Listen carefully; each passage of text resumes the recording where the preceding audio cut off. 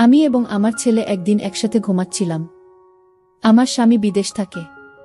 আমার শরীরটা খুব খারাপ হওয়ায় আমি আমার ছেলেকে আমার সাথে ঘুমানোর কথা বলি।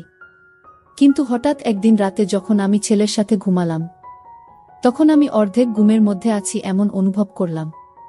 কেউ আমার সাথে বাজে কিছু করার চেষ্টা করছে। ঠিক সেই মুহূর্তে আমার ঘুম ভেঙে যায়। আর ঘুম ভেঙে আমি দেখলাম আমার ছেলে পাগলের মতো কি যেন করতে চাইছে। আর তা দেখে তো আমার মাথায় আগুন ধরে গেল। বন্ধুরা, আমার ছেলে কি করেছিল সেদিন রাতে যা দেখে আমার পুরো মাথায় নষ্ট হয়ে গিয়েছিল। জানতে হলে পুরো গল্পটি শুনতে হবে। তাহলে চলুন বন্ধুরা, গল্পটি শুরু করি।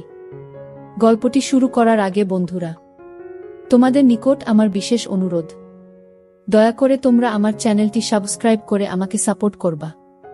আমি পূর্ণিমা। আমি দেখতে খুবই সুন্দরী, লাবণ্যময়ী। আমার বয়স 34 বছর। আমি ঢাকায় বনশ্রীতে থাকি। আমার এক ছেলে এক মেয়ে। মেয়ের বয়স 12 আর ছেলের বয়স 16। আমার বিয়ে হয়েছে এক প্রবাসী স্বামীর কাছে। বিয়ের কিছুদিন পর আমার স্বামী বিদেশে প্রবাসে চলে যায়।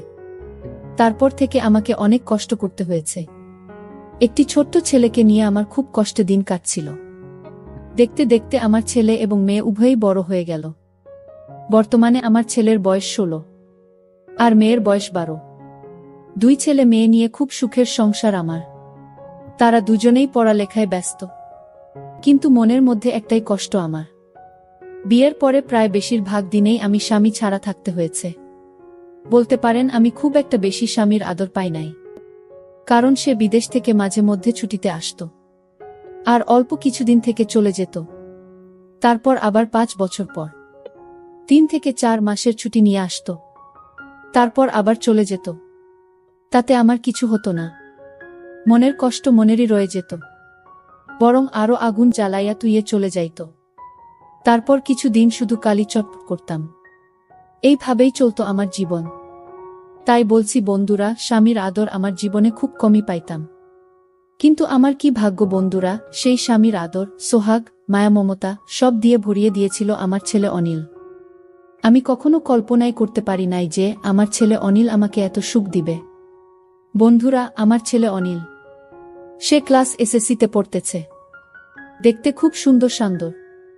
আমার মতোই হয়েছে। আমার ছেলেও হ্যান্ডসাম, অনেক স্মার্ট। যে কোনো মেয়ে দেখলেই আমার ছেলের প্রেমে পড়ে যায়।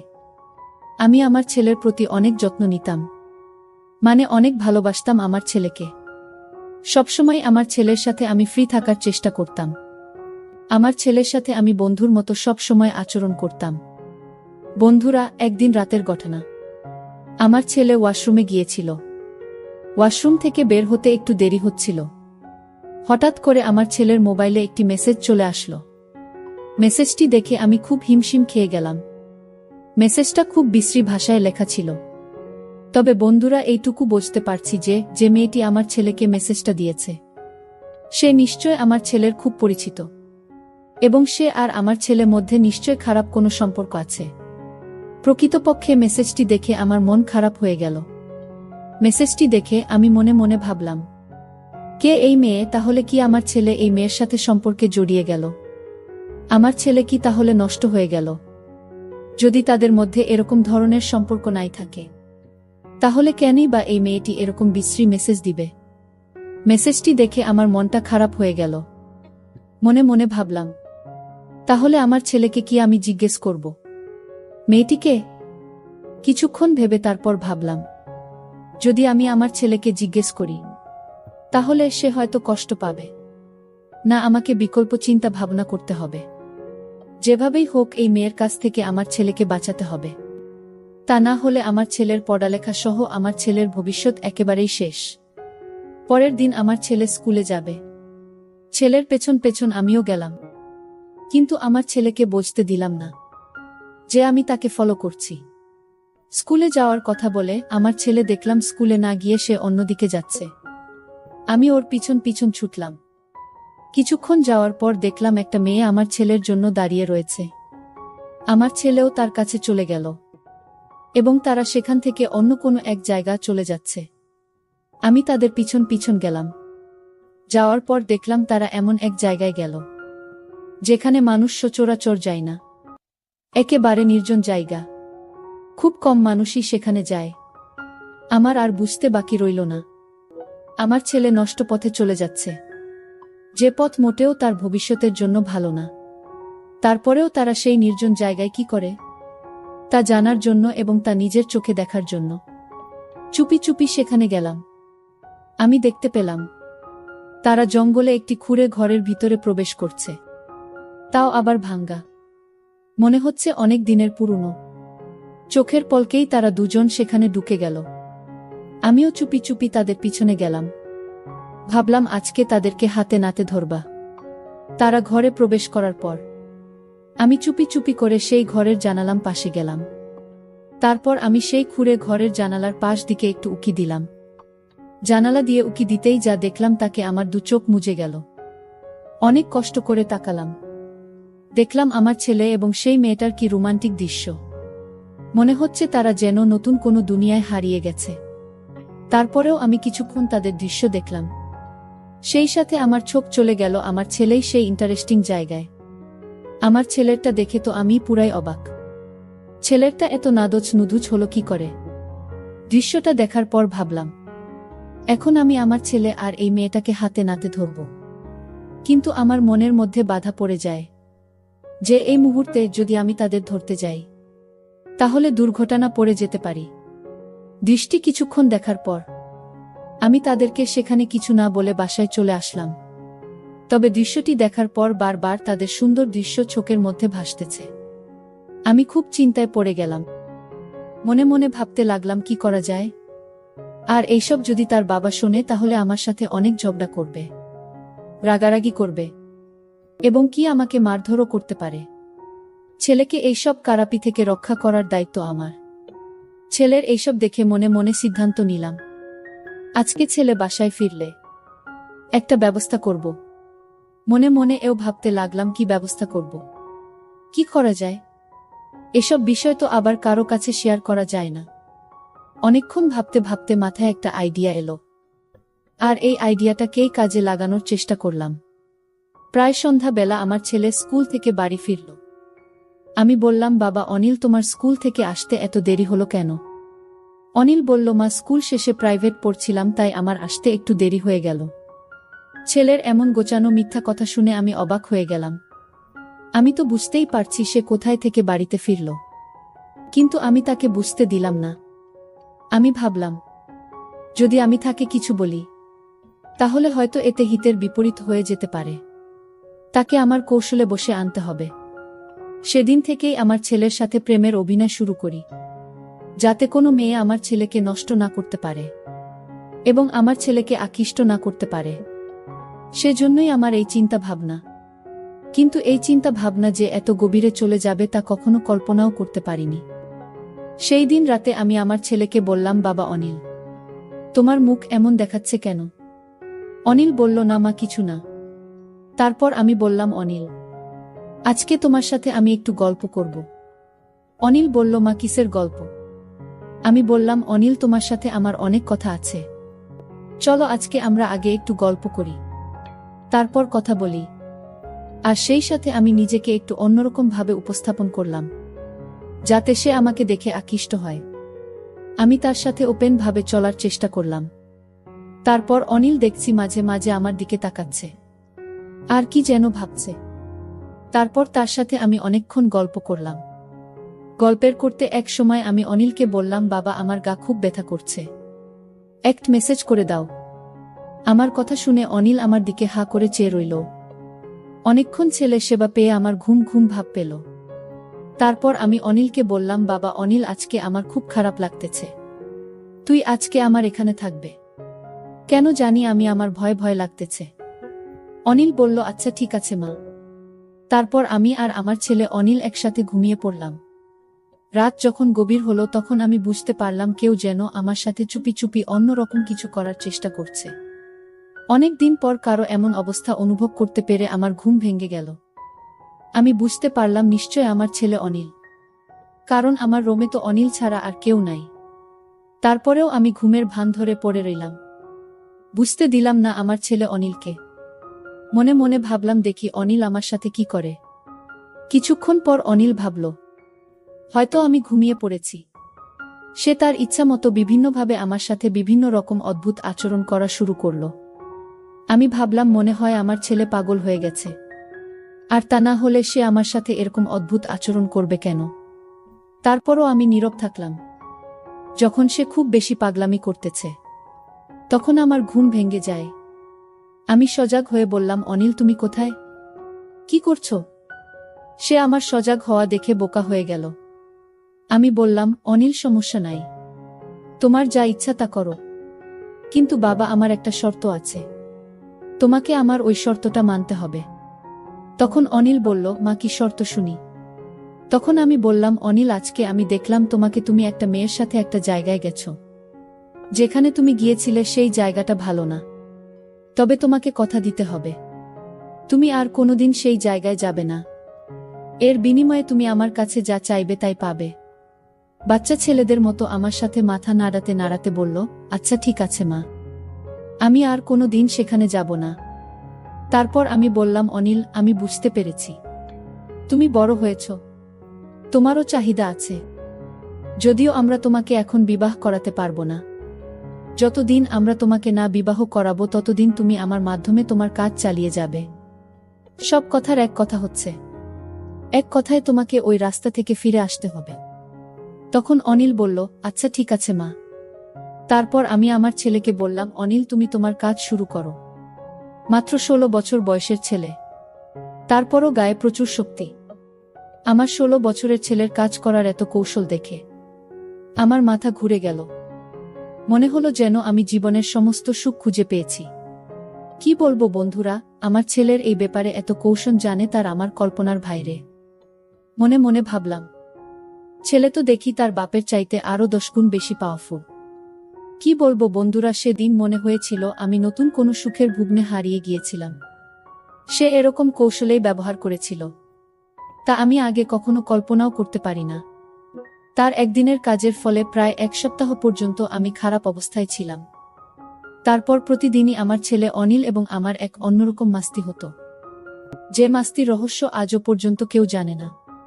কিন্তু সত্যিকার অর্থেই আমার ছেলের ভালোবাসা পেয়ে আমি যে এতদিনের ক্ষুধার্ত ছিলাম, আমার যে অপূর্ণতা ছিল, সব আমার ছেলে পূরণ করে দিয়েছিল। বন্ধুরা, মনের টান এবং চাহিদা অনেক সময় জাত পাত কুল কিছু মানে। সে শুধু তখন উষ্ণ চোয়া, যা পেলে সে তখন হয়ে যায় চিরশান্ত। পরিশেষে বন্ধুরা, আমি তোমাদেরকে বলবো, এই কাজটি করাতে আমার 2টি উপকার হলো। এক হলো আমি আমার অতৃপ্ত ভালোবাসাকে তৃপ্ত দিতে পেরেছিলাম। 2 হলো আমার ছেলেকে খারাপ রাস্তা থেকে ফিরিয়ে আনতে পেরেছিলাম। যাই হোক, এখন আমার ছেলেই আমার সব, আমার সুখ, আমার শান্তি, আমার দুনিয়া, আমার বেঁচে থাকার অবলম্বন। বন্ধুরা, আজকে এই পর্যন্তই। গল্পটি তোমাদের কেমন লাগলো তোমরা অবশ্যই কমেন্ট করে জানাবা। আমি আবার আসব তোমাদের মধ্যে নতুন কোনো মজাদার গল্প নিয়ে। বন্ধুরা, ভিডিওটি যদি ভালো লাগে তাহলে একটি লাইক দিন। আর তোমরা যদি এইরকম ধরনের ইন্টারেস্টিং ভিডিও পেতে চাও, তাহলে দয়া করে আমার চ্যানেলটি সাবস্ক্রাইব করো। পরিশেষে তোমাদের সকলের সুস্বাস্থ্য কামনা করি। জন্য তোমাদের সকলকে অসংখ্য ধন্যবাদ। তখন সিয়াম বলল, আমার জন্য তুমি শুধু শুধু জেগে থাকবে কেন?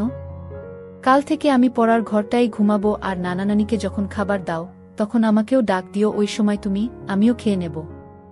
আমি বললাম, সন্ধ্যা রাতে খেয়ে নিলে রাত জেগে পড়তে পড়তে ক্ষুধা লাগবে যখন, তখন কি খাবে? আর তাছাড়া এত বড় ঘর থাকতে তুমি ওই ঘরে ঘুমাবে কেন? আমি কি কখনো বলেছি তোমার জন্য আমার সমস্যা হচ্ছে? তুমি কি বাহিরের কেউ? তুমি তো আমাদের নিজেদের মানুষ, তোমার জন্য এইটুকু করতে পারবো না? সিয়াম বলল, ঠিক আছে মামি, অনেক রাত হয়েছে, এবার ঘুমাও, এই ব্যাপারে সকালে তোমার সাথে আলাপ করব। এটা বলেই সিয়াম সোজা তার বিছায় গিয়ে শুয়ে পড়ল, আর আমিও আমার রুমে চলে আসলাম। তবে আর যাই হোক, আজ প্রথম সিয়াম আমার সাথে এত কথা বলেছে, কিন্তু একবারও আমার চোখের দিকে তাকায়নি। এখন সকাল 8টা, সিয়াম এখনো ঘুম থেকে ওঠেনি। কাল অনেক রাতে ঘুমিয়েছে, তাই একটু বেশি ঘুমাচ্ছে। এমনিতে প্রতিদিন সকাল 6টার সময় ঘুম থেকে উঠে উঠোনে হাঁটাহাঁটি করে। সিয়ামকে কখনো সকালে পড়তে দেখিনি। সিয়ামকে ডাক দিতে হবে কারণ 10টায় ক্লাস আছে। তাই সিয়ামকে ডাক দিলাম। সিয়াম, সিয়াম ওঠো, 8টা বাজে, কলেজে যাবে না? সিয়াম বলল, কয়টা বাজে? 8টা। 8টা বাজে বলতেই লাফিয়ে উঠল। তারপর গোসল করতে গেল। মিনিট 10 মধ্যে গোসল শেষ করে নাস্তা খেয়ে সোজা কলেজে চলে গেল। এরপর ঠিক 2টার সময় কলেজের ক্লাস শেষ করে বাসায় ফিরল। মাঝে মধ্যে অবশ্য 12টা-1টার দিকেও চলে আসে।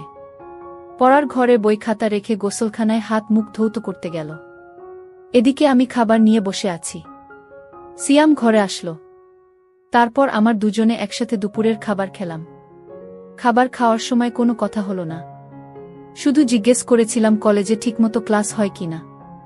বাচ্চা ছেলের মতো মাথা নেড়ে শুধু বলেছিল হ্যাঁ, শুধু এইটুকুই। খাবার খেয়ে সিয়াম তার পড়ার ঘরে গিয়ে শুয়ে রইল। সিয়াম অবশ্য দিনের বেলা ওই ঘরটায় ঘুমায়। সন্ধ্যা হয়ে গেল। সিয়াম ঘুম থেকে উঠছে না।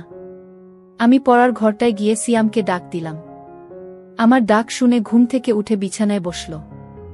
আমার দিকে তাকিয়ে বলল, কি হয়েছে? ডাকছো কেন মামি? আমি বললাম, না কিছু না। সন্ধ্যা হয়ে গেল, তুমি এখনো ঘুমাচ্ছ, পড়তে বসবে না? সিয়াম বলল, সন্ধ্যা হয়ে গেছে নাকি? দেখি কয়টা বাজে। সিয়াম পড়ার টেবিলে রাখা তার হাত ঘড়িটায় টাইম দেখে গোসলখানায় হাত মুখ ধৌত করার জন্য চলে গেল। আমি তার পড়ার ঘরটাই বসে রইলাম। হাত মুখ ধৌত করে সিয়াম পড়ার ঘরে আসলো। আমার দিকে তাকিয়ে বলল, তুমি এখনো এখানে কি করো? রান্নার কাজ শেষ? আমি বললাম, সেই কখন শেষ করেছি। কেন, ক্ষুধা লাগছে নাকি? সিয়াম বলল, আরে না, কি যে বলো, এই সন্ধ্যার সময় ক্ষুধা লাগে নাকি? তবে চা হলে ভালো হতো। আমি বললাম, চা পাতা মনে হয় ঘরে নেই। কাল থেকে তোমাকে চা করে দেব, ঠিক আছে? সিয়াম বলল, ঠিক আছে। এখন যাও, আমি পড়তে বসব। আমি বললাম, আচ্ছা বাবা, তুমি মনোযোগ দিয়ে পড়ো, আমি গেলাম। আমি আমাদের বড় ঘরটায় চলে আসলাম। ঘণ্টা দুয়েক পরে শ্বশুর শাশুড়িকে রাতের খাবার দিলাম। শ্বশুর শাশুড়ি খাচ্ছে। আমি পাশেই বসে আছি। হঠাৎ শ্বশুর বলল, বৌমা, সিয়াম ঠিকমতো পড়ালেখা করে তো? তুমি একটু খেয়াল রেখো। আমি বললাম, বাবা আপনি কোনো চিন্তা করবেন না, সিয়াম খুব ভালো ছেলে, তাকে পড়ার জন্য বলতে হয় না। সে নিজেই নিজের পড়া শেষ করে নেয়। শ্বশুর বলল, তা জানি, কিন্তু তারপরেও আমাদের দায়িত্ব আছে না? আমি বললাম, সিয়ামকে নিয়ে আপনাদের কোনো চিন্তা করতে হবে না, আমি সারাক্ষণই তার সাথে সাথে আছি। আর বাবা কাল সকালে সিয়ামের জন্য দোকান থেকে চা পাতা নিয়ে আসবেন। সিয়াম আজ সন্ধ্যার সময় চা চেয়েছিল, আমি বলছি কাল থেকে দেব। শাশুড়ি বলল, সিয়ামদের বাড়িতে সবাই চা খাওয়ার অভ্যাস। আমিও একবার তোমাকে বলবো বলবো বলেও ভুলে গেছি। তোমার শ্বশুরের আনার দরকার নেই। বাজার সদাই যা লাগে এখন থেকে সিয়ামকে দিয়ে নিয়ে আসবে। সিয়ামকে সকালে আমি বলে দেব। আর বৌমা, সকালে নাস্তা করার সময় আমাকে মনে করিয়ে দিও, আমি সিয়ামের সাথে কথা বলবো। আমি বললাম, ঠিক আছে মা। আমি তাদের খাওয়া শেষ হওয়া পর্যন্ত বসে রইলাম। খাওয়া শেষে বাসনপত্র গুছিয়ে আমার রুমে গিয়ে মোবাইলে বাড়িতে মায়ের সাথে কথা বললাম। কথা বলতে বলতে রাত প্রায় 10টা বেজে গেল। এবার দেখি সিয়াম কি করছে। আমি দরজা খুলে সিয়ামের পড়ার ঘরের কাছে গেলাম। ঘরের কাছে যেতেই সিয়ামের পড়ার শব্দ পাইলাম। পড়ার শব্দ পেয়ে আমি আর ঘরে ঢুকলাম না, কারণ সিয়াম রাগ করতে পারে। তাই বড় ঘরে চলে আসলাম। রাত প্রায় 11টার উপরে, কিন্তু সিয়াম এখনো ঘরে আসছে না। আমি একা একা জেগে আছি। পড়ার ঘরে যে যাব সেটারও সাহস পাচ্ছি না, কারণ আমি রাতের বেলা অন্ধকারে ভয় পাই। তাই বাহিরে না গিয়ে সামনের জানালা খুলে বসে রইলাম।